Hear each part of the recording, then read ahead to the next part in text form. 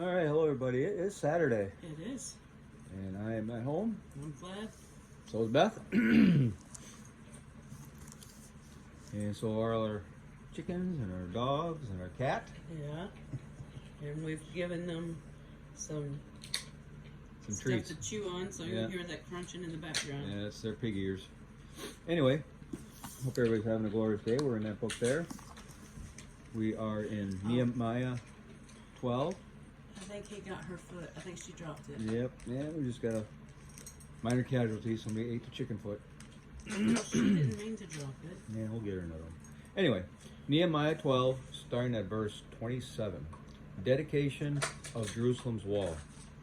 For the dedication of the new wall of Jerusalem, the Levites throughout the land were asked to come to Jerusalem to assist in the ceremonies. They were to take part in the joyous occasion with their songs of thanksgiving and with the music of cymbals, harps, and lyres. The singers were brought together from the region around Jerusalem and from the villages of Netophates. They also came from Beth Gilgal and the rural areas near Geba and Azmaveth, for the singers had built their own settlements around Jerusalem. The priests and Levites first purified themselves, then they purified the people, the gates, and the wall.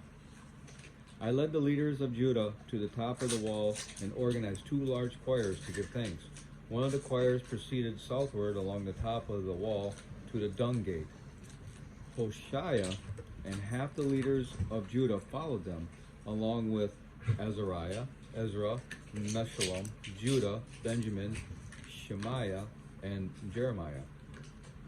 Then came some priests who played trumpets, including Zechariah, son of Jonathan, son of Shemaiah, son of Mattaniah, son of Micaiah, and son of Zakur, descendants of Asaph. And Zechariah's colleagues were Shemaiah, Azarel, Malali, Galilei, Maya, Nathaniel, Judah, and Hananiah. They used the musical instruments prescribed by David, the man of God. Ezra, the scribe, led this procession.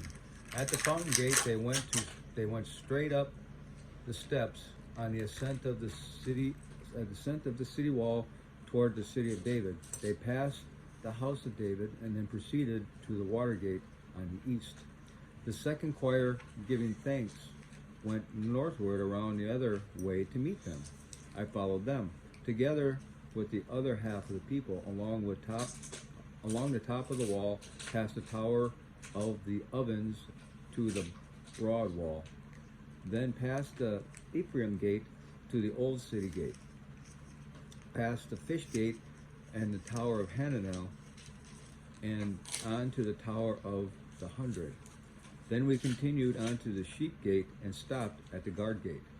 The 2 choirs that were giving thanks then proceeded to the temple of God, where they took their places.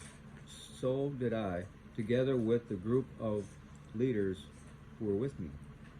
We went together with the trumpet-playing priest Eliakim, Messiah, Miniamin, Micaiah, Elionai, Zechariah, and Hananiah, and the singers Messiah, Shemaiah, Eleazar, Uzi, Johanan, Malchiah, Elam, and Ezer. They played and sang loudly under direction of Jezreiah, the choir director. Many sacrifices were offered on that joyous day, for God had given the people cause for great joy. The women and children also participated in the celebration, and the joy of the people of Jerusalem could be heard far away.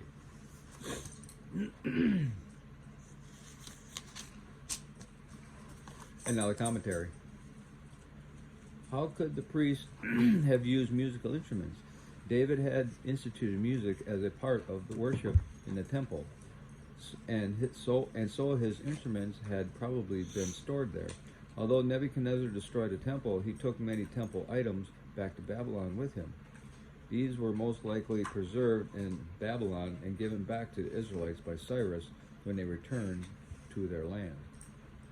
The trumpet that earlier was a tool to rally the workers against potential threat now became one of the instruments used to celebrate the completion of a task. The rededication of the people and praise to God. Not only had he written powerful psalms, King David also had instituted music as part of worship in the temple.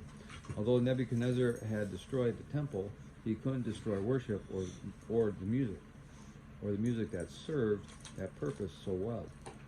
The reconstruction of the temple and the walls signaled the worship band to start playing again with gusto. All right. Coming together. Okay, came all back together. Just the way God wanted it to. All right. That's all we have for today. Hope everybody has a glorious weekend, and we'll talk to you later.